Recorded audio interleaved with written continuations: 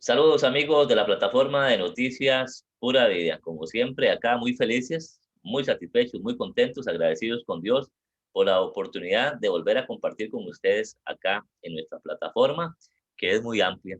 A través de las páginas y las redes sociales de Noticias Pura Vida, usted nos puede seguir. Y también a través de Radio Fides y San José TV todos los viernes a la 1:30 de la tarde. Así es que ya no hay excusas para compartir noticias Pura Vida. Hoy vamos a aprender todos. Así es. Ustedes saben que en Noticias Pura Vida tenemos un componente de educación eh, tremendo. Estamos muy comprometidos por traerles siempre a los especialistas a través de entrevistas y poder aprender de diversos temas. Vean, tomen nota porque precisamente este jueves 15 de julio se llevó a cabo, o celebramos más bien lo que era el Día Mundial de las Habilidades de la Juventud. Y es en este marco que vamos a conversar con nuestro invitado del día de hoy, don Cristian Álvarez. Él es gerente de impacto de Visión Mundial y de inmediato le doy las gracias y la bienvenida a la plataforma de Noticias Pura Vida. ¿Qué tal, Cristian? Muy bien, por dicha, Bernie, muchas gracias por la invitación y bueno, también emocionado de poder compartir, ojalá noticias, que sea una noticia positiva para la audiencia en el marco de la celebración que ya mencionaste. Gracias por la oportunidad también de divulgar estos temas y bueno, aquí estamos a la orden.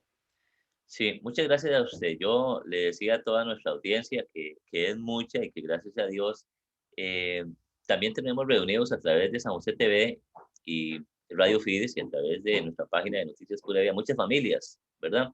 Entonces, por eso decía, y me incluyo, vamos a aprender mucho hoy, porque con Cristian vamos a hablar de cómo preparar a la niñez para afrontar la vida. Es decir, vamos a hablar de habilidades para la vida en nuestros niños y niñas. Eh, eso es tierra fértil, Cristian, hablar de niños y niñas, ¿verdad? En Costa Rica yo siempre he planteado que se manejan muchos programas en diversos temas, pero que nosotros como país tenemos que hacer una apuesta tremenda, que lo hemos venido haciendo, ¿verdad? En el tema de educación y en estos temas de habilidades para la vida, que es como los países desarrollados están trabajando, ¿cierto? Correcto. Sí, y una inversión de no solo de largo plazo, porque usualmente se suele pensar que esto es en algún momento futuro de los niños y las niñas, pero es que es una inversión desde el momento presente. Toda inversión que hagamos en la primera infancia, por ejemplo, va a tener repercusiones en la adolescencia y en la adultez, pero tiene repercusiones en la etapa de la niñez, ya en su proyecto. Entonces creo que poco a poco los países se están dando cuenta de que esta inversión es ineludible, de que si queremos sociedades prósperas, no solamente económicamente hablando, sino también socialmente, emocionalmente, Emocional. espiritualmente, hay que hacer esta inversión, no podemos postergarla y en Costa Rica pues, hemos como postergado mucho esto, avanzamos mucho en la parte educativa, en lo académico, pero esta otra parte se nos ha ido quedando rezagada. Importante lo que mencionas, Cristian, porque me identifico mucho, es más, ¿verdad? Vamos a partir de ahí, porque tengo una hija de 7 años, mi amada María Celeste, y a mí me preguntaba que si deseaba, que qué quería para mi hija, ¿verdad? Yo contestaba con mucha convicción, y todavía lo sigo haciendo, que yo quiero una hija que sea feliz, ¿verdad? Este, más que exitosa, porque el éxito muchas veces lo vinculamos con cuestiones, por ejemplo, materiales, y al fin y al cabo, la sonrisa que se dibuja en esa etapa hermosa de nuestra vida, como es la niñez, pues desearíamos, y yo como adulto lo digo, ¿verdad? Que pueda permanecer durante el tiempo y que seamos entonces, si somos niños y niñas felices, creo que en nuestra etapa de madurez vamos a poder conservarlo. Pero explíqueme, Cristian, para empezar y para empezar a aprender, cuando hablamos de habilidades para la vida, de qué estamos conversando? Y es el punto inicial, creo, porque Claro. se habla mucho y está, digamos, como de moda de repente, aunque no es un tema nuevo, porque quien primero empezó a hablar de todo este tema fue precisamente la Organización Mundial de la Salud y fue en los 90, que se hizo como la primera sistematización y se le puso este nombre de habilidades para la vida pensando precisamente que son estas competencias o estas habilidades que las personas desarrollamos para poder después integrarnos no solo productivamente, sino socialmente. Entonces, uno podría definirlas como un conjunto de competencias integradas que tienen que ver con no solo el pensamiento y los sentimientos, sino también con las conductas que tenemos y que empiezan desde muy temprana infancia. El nombre técnico es habilidades psicosociales, porque tienen que ver no solo con la parte psicológica, no pensando solo en enfermedad mental o nada por el estilo, sino en todos los procesos que desarrollamos las personas intelectualmente, ¿verdad? Cómo pensamos, la forma en que percibimos las cosas, la forma en que creamos o expresamos nuestros sentimientos, pero también con lo social, que es la otra parte del concepto, ¿verdad? Cómo nos relacionamos con otras personas, cómo establecemos relaciones y cómo nos insertamos socialmente. Se le puso habilidades para la vida precisamente porque te preparan para poder insertarte en la vida en general, en todas las dimensiones, en lo académico, en lo social, en lo vinculante con otras personas, y se desarrollan a través de toda la vida. En el modelo, por lo menos, que nosotros planteamos desde la organización, estas habilidades se empiezan a desarrollar desde que el bebé nace. Y sabemos además que en la etapa prenatal hay todo un proceso también de cuidado de la madre en su proceso de embarazo, que son como la antesala de la preparación que va a tener ese niño cuando venga al mundo. Y a partir de ahí, el modelo también plantea que la seguimos desarrollando. Digamos, aquí hablamos de niñez y adolescencia, que es el tema que nos ocupa, pero las personas adultas seguimos desarrollando las habilidades toda la vida. O sea, no, morimos y ahí seguimos en el proceso porque es un proceso de aprendizaje también. Pero definirlas así concretamente es un conjunto de competencias, de habilidades que uno va desarrollando y que va perfeccionando a lo largo del periodo de su vida, que te permiten manejar tus sentimientos, te permiten manejar tus pensamientos y te permiten manejar tu conducta. Claro, es fantástico porque es un tema de socializar, ¿verdad? De manera correcta y vincularse a una sociedad porque al final no es un tema solo, está bien, aprendemos de manera individual, ¿cierto? A poder, por ejemplo, el tema, Cristian, de resolución o resolver conflictos, ¿verdad? Creo que es prepararlo de una manera potencializando las virtudes de cada niño y niña. Indudablemente, y también hay un terreno común, porque también mucho de lo que uno se topa cuando habla de habilidades para la vida, que algunas personas dicen, bueno, es que eso suena, como estamos hablando de habilidades para la vida, muchas personas les suena como que, hijo de chica, eso es como mucha cosa, o cómo se hace. Y están claramente identificadas, vos acabas de mencionar una, ¿verdad? Usualmente se ven en pares. Por ejemplo, cuando hablamos de pensamiento crítico, que es una de las que está más de moda hoy, ¿verdad? La sociedad quiere pensantes críticos, las empresas quieren pensantes críticos. Se habla mucho de ello, pero se olvida la otra parte, que para poder vos desarrollar pensamiento crítico, la otra cara de la moneda es el pensamiento creativo. O sea, no puede haber pensamiento crítico sin pensamiento creativo. Yo siempre las explico de esta forma, es las dos caras de la misma moneda. Una sin la otra no funciona y se van desarrollando simultáneamente. Entonces, no puedes pedirle a un niño o una niña que sea pensante crítico si no le has dado la capacidad o las oportunidades de expresarse creativamente. Y aquí no estamos hablando de que los niños van a convertirse en artistas y solo eso van a hacer, sino que es que tengan medios de expresión. El arte es una de las formas, pero no es la única forma en que el ser humano expresa su creatividad. Es como agarrar ese margen innato, ese germen, perdón, innato que traemos los seres humanos de crear, de imaginar, de poder hacer cosas y canalizarlo para poder generar ese pensamiento. En estos pares hay 10, se reconocen 10 que son las nucleares, todo lo que tiene que ver, como mencionábamos, con el relacionamiento, cómo desarrollar la empatía en los niños desde muy temprana edad, cómo desarrollar la resolución de conflictos que va ligada a la toma de decisiones. O sea, nos piden que resolvamos conflictos, pero si no nos han enseñado a tomar decisiones, a asumir riesgos, a poder establecer qué me conviene o qué no me conviene para poder tomar la decisión, difícilmente voy a poder resolver un conflicto. Y también hablamos de todas las que tienen que ver con la relación que establecemos con otras personas, ¿verdad? Aquí entran, y eso es lo que hace un poquito interesante y complejo el tema a la vez, de que en cada una de estas uno puede hablar de muchas otras cosas, en algunos casos son valores, en otros casos son prácticas, en otros son incluso conocimientos. Lo que sí se sostiene es que estas 10 son las que son nucleares, o sea, si invertimos en estas 10, de todo lo demás va a venir añadido. Sí, ahora te voy a preguntar porque yo sé que ustedes en el año 2017 realizaron un estudio. Es así, Uh -huh. a mí siempre me gusta porque de lo que estamos hablando con usted como especialista, don Cristian Álvarez, gerente de impacto de Visión Mundial, nos ilustra con sus conocimientos, pero los estudios también vienen a ratificar todo esto, ¿verdad? Al fin y al cabo es evidencia científica para tomar mejores decisiones y hoy poder estar conversando eso. Cristian, ¿qué se encontraron ustedes en ese estudio que realizaron? Para darte un ejemplo concreto de esto último que hablábamos, nosotros este estudio, como lo mencionas, lo hicimos, hay muchas formas de medir habilidades para la vida. Nosotros hemos desarrollado algunas herramientas como para darnos un indicador de por dónde andan los chicos. Hay una en particular que trata con este tema de la creatividad. El término técnico es expresión figurativa. O sea, las personas desde que estamos pequeñitos tenemos esta capacidad de imaginar y de tratar de simbolizar todo eso que es abstracto y todo eso que nos estamos imaginando, que estamos pensando, poderlo compartir, ya sea a través de la forma oral, hablando, a través del dibujo, etc. Entonces, esta prueba lo que se hace es ver con los chicos y chicas, sobre todo los más pequeños, cómo anda esa capacidad, cómo anda esa destreza de poder sacar de sí, de sus cabezas, de todo eso que se imaginan, poder transmitirlo o compartirlo con el mundo. Es una prueba estandarizada que lo que hace es que mide en qué nivel están los chicos, si están en un nivel promedio para su edad y su momento de desarrollo, si están más bien por encima porque han tenido muchas oportunidades, o si más bien están por debajo de lo que se espera.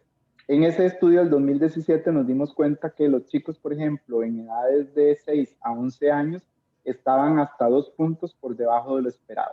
O sea, ni siquiera alcanzaban el promedio y en algunas condiciones, porque nosotros trabajamos particularmente en comunidades vulnerables, era deficiente. O sea, había un trabajo muy interesante ahí por hacer, que en términos prácticos lo que nos decía es, no están teniendo oportunidades para desarrollar la creatividad, para poder usar esa creatividad en cualquier dimensión de la vida. Qué interesante lo que mencionas ahora que decías, porque normalmente los estudios nos fundamentamos en poblaciones vulnerables, ¿verdad? Y vulnerables, normalmente la gente piensa o pensamos que son de escasos recursos solamente, ¿verdad? Pero bueno, cuando hablamos de habilidades para la vida también y hablamos de la parte emocional, por ejemplo, eh, y aquí no conocemos de clases sociales, ¿verdad? Ni económicas, porque igual, ¿verdad? Hay niños con muy buenos recursos, de familias con buen poder adquisitivo, pero que igual a lo mejor pueden estar sintiendo la soledad y la ausencia de sus padres, ¿verdad? Por temas laborales. Cristian. Completamente, y de hecho es una de las discusiones que hoy también se está teniendo en el mundo del desarrollo. Para poner el ejemplo de otro de los resultados que nos salió y que lo contrastamos, porque también hicimos una medición con un grupo en San José, en un contexto no necesariamente vulnerable, y nos salían datos interesantes. Por ejemplo, uno, ¿qué están haciendo los chicos, en este caso adolescentes, con el tiempo libre? Nosotros medimos a través de una herramienta que es una encuesta que se le hace directamente a las personas adolescentes, cuáles son las oportunidades para usar ese tiempo libre que tienen después de cumplir con sus obligaciones escolares o colegiales. Y el resultado era bastante desalentador porque los chicos lo que decían es, no tenemos opciones, en el caso de las poblaciones vulnerables, pero en el otro lado era, tenemos muchas opciones, pero no es lo que estamos necesitando. Y aquí surge un tema que mucho se habla también cuando hablamos de este tema de las habilidades para la vida, y es que mucho se construye en la relación que tienen las personas adultas que están a cargo de esas personas, en construir esa relación, en qué tanto tiempo le dedicamos a los hijos y a las hijas, y eso es algo de lo que hoy nuestra sociedad está adoleciendo, ¿verdad? El niño puede tener, hablando de un contexto no vulnerable, el acceso a toda la información, el acceso a todos los recursos, el acceso a todas las oportunidades, pero si no tenés una guía, si no tenés un referente, si no tenés alguien que te esté conteniendo sobre qué puedes hacer o cómo lo puedes hacer o de qué alejarte, es prácticamente otra condición de vulneración distinta, ¿verdad? Ya no quizás socioeconómica, pero sí de vulneración de derechos, que es el otro gran tema que ahí sí toca a todos por igual, ¿verdad? Tan vulnerable puede ser una persona en condición económica desfavorable a una persona que tiene toda esa condición resuelta, pero que los otros derechos no necesariamente los está disfrutando. Sí, como padres de familia, sin duda alguna tenemos la gran responsabilidad, pero también yo digo que esa responsabilidad como padre de familia la convierto siempre en una grandiosa oportunidad de poder compartir, ¿verdad? Y convertirme en un buen amigo de mi hija y mi hijo para dar ese acompañamiento, ¿verdad? A veces creo que caemos en la irracionalidad y pensamos que el niño ya todo lo sabe, ¿verdad? Que se debe brincar las etapas. Bueno, debemos ser una herramienta nosotros para acompañar. Cristian, te quiero preguntar sobre las etapas de esas habilidades para la vida y en qué edades se desarrollan.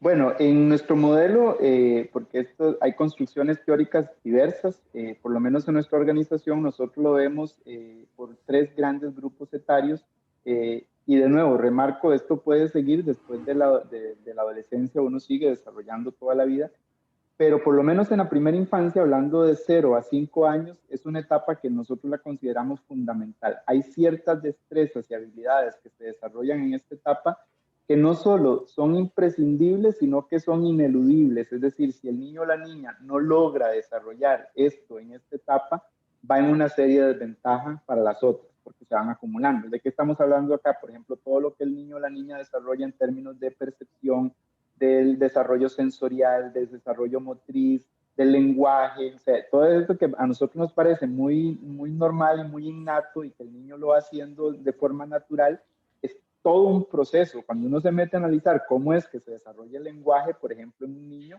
y lo importante que es, usualmente lo damos por sentado, ¿verdad? Ya normalmente los padres por intuición o por conocimiento saben que más o menos al año ya el niño tiene que empezar a decir sus primeras palabras y como que van siguiéndole este rastro, pero ese llevar el rastro, porque igual todo niño va desarrollando en ritmos diferentes, pero es como poner atención a cosas que tienen que estar desarrolladas en estos primeros 5 años.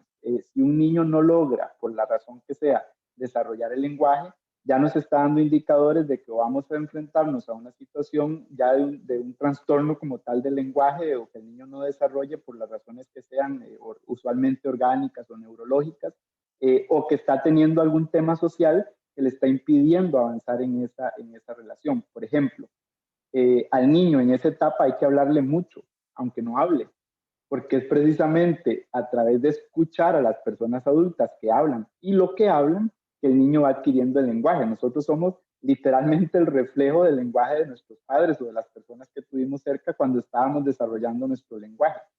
¿Qué es lo complicado en esta época? Bueno, que los chicos hoy reciben insumos no solo de la familia, reciben insumos de los medios de comunicación, del internet, y todo eso permea este incipiente desarrollo del lenguaje que luego se va perfeccionando. Pero también toda esta otra parte de lo motriz. Si yo quiero que mi niño o mi niña desarrolle toda su motricidad, su capacidad de moverse, su capacidad de ejercicio físico, no hay otra forma más que dándole oportunidades para que se ejercite, ¿verdad? Hay cosas que el ser humano hace por instinto, empezamos a gatear, luego empezamos a caminar, pero ese proceso sigue, digamos, si yo no tengo una cultura en mi familia de movernos, el sedentarismo está a la vuelta de la esquina, ¿verdad? Yo no puedo pedirle a una persona después adulta que haga ejercicio si de pequeño no le enseñé o no motivé a que el ejercicio, que para él es juego, lo siga manteniendo durante toda la vida. Entonces, ¿cuál es el problema y una de las preocupaciones actuales? ¿Cómo hacemos con los niños y los niños que están sentados 7, 8, 10 horas frente a una computadora, frente a un televisor sin moverse? Cuando sabemos que sobre todo en estas primeras etapas, moverse es fundamental no solo para desarrollar las otras destrezas, sino por el desarrollo físico. Los huesos todavía están en crecimiento y si no generamos todo este movimiento, pues pueden haber otro tipo de atrofios que van después a repercutir en su desarrollo. La segunda etapa para nosotros va más o menos de los 6 a los 11 años. Acá hablamos de las habilidades esenciales porque construyen sobre estas otras, pero además agregan nuevas habilidades. Acá ya el chico empieza, por ejemplo, a desarrollar todo lo que tiene que ver con cómo empiezo a relacionarme con otras personas, cómo empiezo no solo a prepararme para tomar decisiones, sino que también empiezan todas las que usualmente asociamos con la escuela, ¿verdad? La capacidad de memorizar, la capacidad de concentrarnos, de analizar, de resolver problemas, de desarrollar la empatía, pero van más allá de lo académico. Es decir, para que un niño pueda sumar y restar, primero tienen que pasar un montón de cosas a nivel cognitivo que tienen que ver con memorizar, que no es simplemente que el niño se acuerde de cosas, sino que pasa todo un proceso en el cerebro de concentrarse, que a veces lo vemos como esta capacidad, o sea, a veces queremos o pensamos que la concentración es que el niño se quede quedito sin moverse, sin decir nada, y eso no es concentración. Concentración es que el niño pueda tener la capacidad de dirigir la atención de tanto estímulo que está recibiendo a su alrededor en algo particular para resolver una cosa concreta. A eso es lo que le llamamos concentración, ¿verdad? No es que el niño no se mueva o no esté ahí quieto sin hacer nada. Y son habilidades que se han desarrollado en la primera infancia, pero que aquí empiezan como a tener otro grado, como que van subiendo los niveles de esta destreza. Y pasamos a la adolescencia, que en nuestro caso le llamamos las habilidades aplicadas, porque todo lo que ha venido construyendo el niño en este modelo hasta ese momento, aquí ya va a tener como su nivel, digamos, más avanzado. Ya se espera que el adolescente haya tenido las habilidades, por ejemplo, para tomar decisiones sobre sus estilos de vida, que sean saludables, que puedan manejar el estrés de forma adaptada o acorde con su proceso de desarrollo, que sea resiliente, que genere ciudadanía, que genere liderazgo. Entonces, si vemos, en la etapa anterior hablamos de empatía, de que el niño a través del juego, de relacionarse con otros chicos, con otras chicas, pueda entender, pueda comprender, pueda ver qué le está pasando a mi amigo, a mi amiga, a mi compañerito, a mi compañerita. Y en adolescencia subimos ese nivel a ciudadanía, o sea, cómo yo veo el mundo ya como es, como todos somos dentro de este gran planeta, estamos en lo mismo y cómo yo puedo ayudarle o contribuirle a otra persona. Aquí ya subimos el nivel. Entonces, la empatía la trabajamos desde la primera infancia, pero en adolescencia es donde en este modelo, en este enfoque, tiene otro nivel ya más social, más de poder involucrarme incluso en mi comunidad o en mi sociedad, y ya preparándome también para la etapa adulta. Bueno, excelente. Estamos conversando con Cristian Álvarez, él es gerente de impacto de Visión Mundial, sobre cómo preparar a la niñez para afrontar la vida mediante las habilidades para la vida. Cristian, quiero finalizar esta entrevista porque ustedes nos enviaron, viene la parte más interesante, la parte más bonita, donde quiero invitar a toda nuestra audiencia, a ustedes que nos están observando a través de todas nuestras plataformas, que, bueno, apúntelo ahí donde usted disponga, en su dispositivo móvil, tome un papelito, lápiz, qué sé yo, donde usted quiera, apúntelo, pero sobre todo guárdelo en su mente y en su corazón, porque le voy a explicar a Cristian que, bueno, ellos nos van a brindar 5 consejos para precisamente estimular nosotros como adultos a nuestros niños, ¿verdad? Para esas habilidades para la vida. Cristian, entonces, si gustan, yo voy a ir mencionando cada una de las 5 que ustedes nos han enviado, ¿verdad? Para que todos aprendamos y usted nos va explicando. ¿Te parece? Demo. Bueno, muy bien. ¿Cómo estimulamos los adultos a la niñez? Bueno, el primer consejo que nos brinda acá Visión Mundial es precisamente provoque juegos. Es el más simple, el más barato, pero tristemente el menos practicado. Aquí hay que recordar que los niños y las niñas en sus primeras etapas, y incluso en las otras, incluso nosotros adultos deberíamos retomarlo, aprendemos jugando. Todo lo que aprendemos en la vida lo aprendemos a través del juego. ¿Esto qué implica? Darle oportunidades al niño para que juegue libre y espontáneamente. No se trata, porque hay una gran discusión ahorita en el mundo académico y en la sociedad en general, si los videojuegos son buenos o son malos, o cuánto tiempo debería el niño. La discusión no es si el videojuego es bueno o es malo, es qué clase de videojuego está jugando y si ese videojuego le permite desarrollar las habilidades. Si el videojuego, por ejemplo, permite que el niño se involucre, piense, pueda resolver problemas y no está simplemente automáticamente resolviendo algo, ese podría ser un videojuego que sea el tema es cuánto tiempo, porque no es un juego que sea necesariamente espontáneo o que libere toda la capacidad creativa del niño. Entonces, tiene que haber una combinación, es permitirle tener distintas formas. Pero indudablemente jugar, que el niño pueda, y eso lo vemos en las primeras etapas, ¿verdad? El famoso ejemplo que siempre se pone de que el niño le dan un juguete y termina jugando con la caja, porque la caja es el pretexto para el niño de toda esa imaginación, de todo lo que es capaz. Esas son las oportunidades que tenemos que buscar. ¿Cómo liberamos ese potencial creativo? Y que los juguetes son pretexto. Y aquí insisto en esto, el niño no necesita juguetes para jugar. Lo que necesita son espacios, necesita provocaciones, lo pongamos a pensar creativamente Y los juguetes son auxiliares, pero no son lo más importante. Por eso decía, el consejo más barato y el más simple, pero el menos practicado. Juguemos con los niños y las niñas, esa es como la máxima, si usted es papá, si usted es mamá, si usted es cuidador, dedique tiempo a jugar, a meterse en ese mundo infantil, a reconectar con su niño o su niña interior, para poder jugar, para poder simular, para poder jugar a los roles, para poder crear todos esos mundos que conocemos de los niños y que están a disposición. Es cuestión de dedicarle tiempo. Excelente.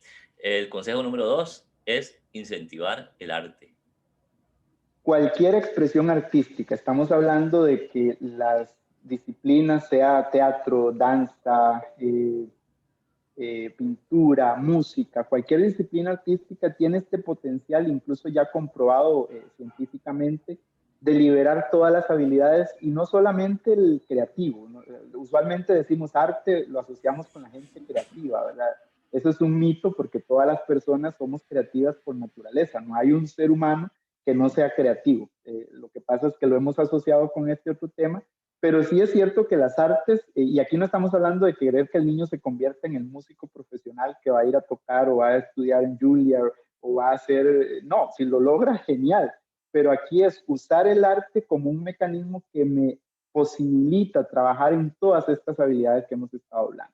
Nos posibilita la concentración, nos posibilita el pensamiento creativo, nos posibilita interactuar con otra gente y al mismo tiempo generar algo. Entonces, buscar esas opciones con la advertencia, porque siempre la hago, de que no es que se espera que el niño sea artista en el sentido en que la sociedad lo entiende, sino es que el niño use el arte como un medio, como un mecanismo para desarrollar estas otras habilidades y que pruebe con cualquiera. El niño va a ir probando qué le gusta, porque también no es lo que a mí como adulto me gusta o me gustaría que sea, sino es qué le gusta a él. ¿Le interesa el teatro? ¿Le interesa la música? ¿Le interesa la danza o le interesa cualquier otra expresión y pueda explorarla?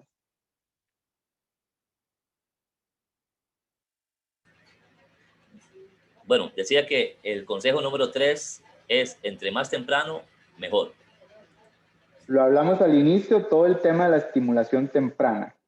¿A qué se refiere esto? El niño desde que nace viene a un mundo desconocido, viene con todo un potencial, pero necesita esas personas adultas que le ayuden a liberar todo ese mundo interno que trae. Entonces la estimulación temprana implica que hay una serie de provocaciones a nivel físico, a nivel cognitivo, a nivel emocional, que las personas adultas tenemos que proveer. Entonces, poder poner, y esto las mamás principalmente cuando están trabajando con los niños pequeñitos, es la razón por la cual se aconseja los ejercicios, que de repente se aconseja, por ejemplo, empezar a moverle las piernitas al bebé o las manitos, porque eso es una parte de la estimulación temprana. Y eso sigue durante toda esa etapa.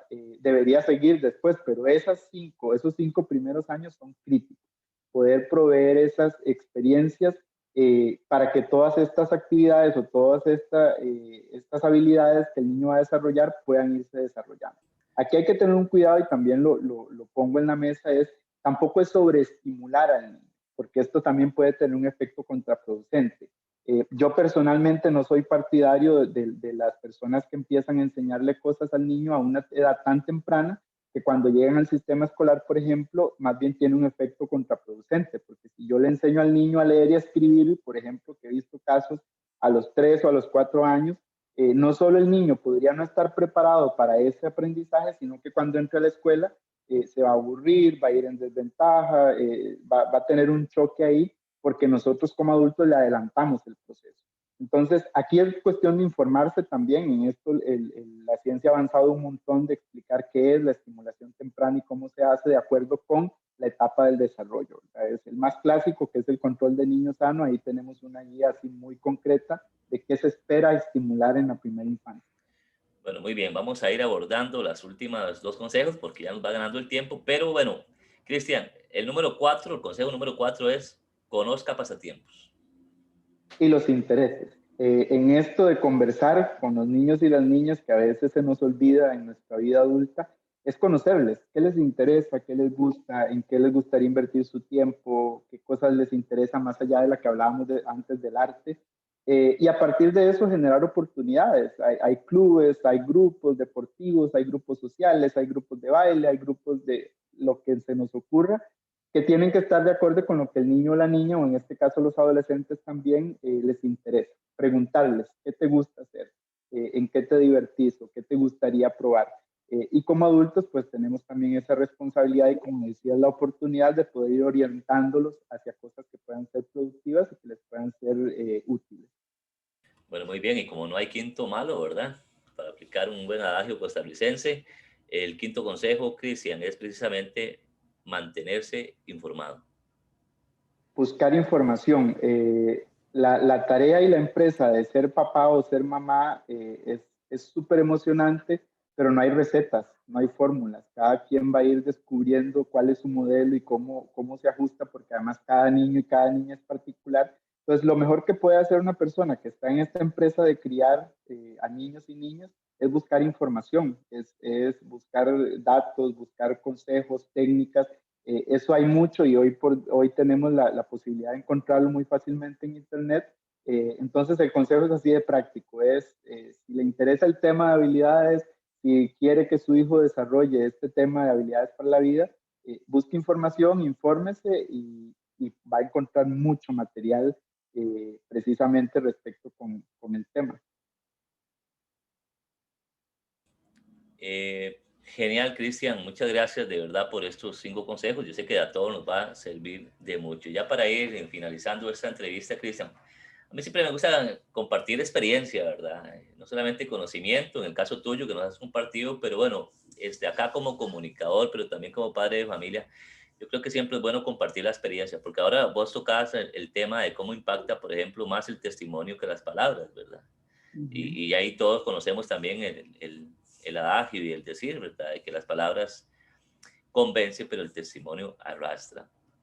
Uh Hablando de -huh. habilidades para la vida, y como padre de familia ya, amigos que nos siguen a través de todas nuestras audiencias y nuestras plataformas, y Cristian, como padre de familia, bueno, yo creo que el que más ha aprendido de habilidades para la vida ha sido este servidor de mi hija, ¿verdad?